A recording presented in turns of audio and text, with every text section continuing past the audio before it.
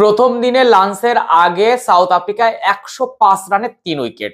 South আফ্রিকার টসে জেতে এবং তারা ব্যাট করার সিদ্ধান্ত নেয়। এটা আমরা আগেই জানতাম যে যেই টসে জিতুক তার আগে ব্যাট করার সিদ্ধান্ত নেবে। শুভমান গিল টসে হেরে যান, বাবুমা টসে জেতেন, ফলে তারা ব্যাট করার সিদ্ধান্ত নেয়। কিন্তু সব থেকে বড় জিনিস, যেখানে 56 রান পর্যন্ত হয়ে গেছিল, কোনো উইকেট পড়েনি, সেখানে 105 রানে 3 উইকেট। দারুণ একটা অ্যাটমসফিয়ার নিয়ে কিন্তু লাঞ্চে গেছে ইন্ডিয়ার টিম। ফলে সাউথ আফ্রিকা এখন চাপে, বলা যেতে পারে এই প্রথম 2 ঘন্টা ইন্ডিয়ার পক্ষে। এখানে কিন্তু সাউথ আফ্রিকা একটু ব্যাকফুটে। আমরা যদি স্কোরের দিকে তাকাই তাহলে দেখতে পাবো দুটো উইকেট তুলে জাসপ্রীত বুমরা কিন্তু এখনো পর্যন্ত নায়ক। সেখানে এডেন মাকরাম কিন্তু 31 রানে আউট হলেন এবং সেখানে সেই জাসপ্রীত বুমরা দারুণ ডেলিভারি, ঋষভ পন্তের দারুণ ক্যাচ, এবং এই স্বপ্নের ডেলিভারিতে আমরা বুমবুমের কাছ থেকে মানে দেখতে চাই, এবং সেই ডেলিভারিটাই কিন্তু এই ইডেন গার্ডেন্সে তিনি দিয়ে ফেললেন। তারপর রিকেলটন আউট হলেন, জাসপ্রীত বুমরা বোল্ড করে দিলেন 22 রানে, যদিও রিকেলটন আগে আউট হয়েছেন। তারপরে আমরা দেখলাম বাবুমা কিন্তু ম্যাচ হারে না, কিন্তু আজকে রান তিনি করতে পারেননি। সেখানে কুলদীপ এসে কিন্তু দারুণ একটা ডেলিভারিতে, এবং ক্যাচটাও ভালো নিয়েছে ধ্রুব জুরেল, 3 রানে আউট হলেন। সেই জায়গা থেকে মুল্ডার ব্যাট করছেন 22 রানে, আর তার সঙ্গে আছে ডি জর্জি হচ্ছে 15 রানে। এই জায়গা থেকে আপনার কি মনে হচ্ছে? আমাদের তো 4র্থ দিনের টিকিট ইডেন গার্ডেন্সে, আমরা 4র্থ দিন সোমবার যাব, টিকবে তো ম্যাচ ততদিনে, না শেষ হয়ে যাবে?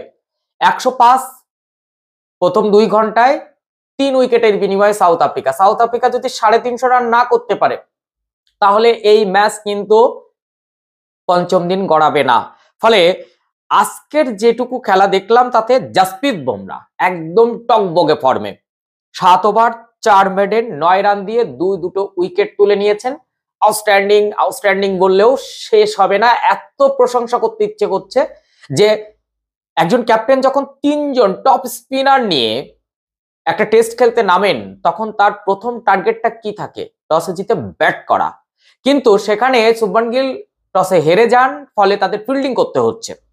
ভালো করে ভাবুন, কিন্তু ওই যে ইডেন গার্ডেন্সে সেই একেবারে বড় ক্রাউড, এখানে ওয়ার্ল্ডের সব থেকে বেশি ক্রাউড রয়েছে। এখানে যদি 2 বা 3টে উইকেট ইন্ডিয়া ফেলে দেয়, বাদ বাকি কাজটা তো দর্শকরাই করে দেবে।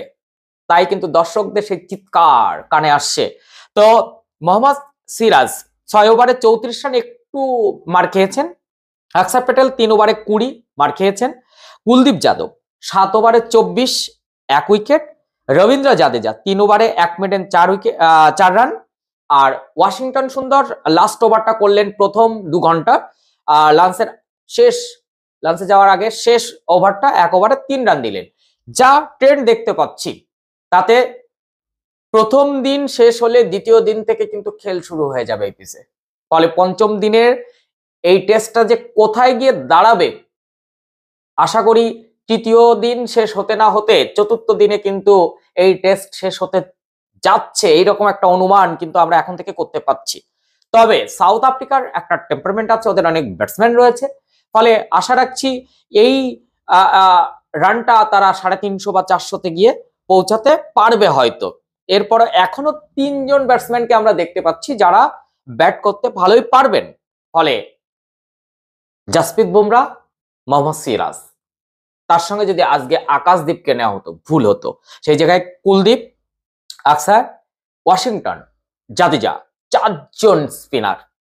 এখানে কিন্তু ভারতের জন্য যত তাড়াতাড়ি সাউথ আফ্রিকার উইকেটটাকে গুটিয়ে নেওয়া যায় ততই মঙ্গল। কারণ ভারত যেহেতু লাস্ট ইনিংসে ব্যাট করতে হবে, একেবারে সেই ঘূর্ণি পিচ মতন তৈরি হয়ে যাবে। ফলে পঞ্চম দিন চাইবে না ভারত গড়াক এই ম্যাচটা। প্রথম দিনের প্রথম 2 ঘন্টা দেখে আপনার কি অভিমত নিশ্চয়ই জানাবেন। আর আমি প্রত্যেক 2 ঘন্টা অন্তর আপনাদের এই পঞ্চম দিন পর্যন্ত যদি ম্যাচটা টিকে যায় আমি প্রত্যেক হাফের খবরটা দেব। আর অবশ্যই সোমবারে বা 4র্থ দিনে কারা কারা আসছেন দেখা হবে নিশ্চয়ই। থাকবো ইডেন গার্ডেন্সে।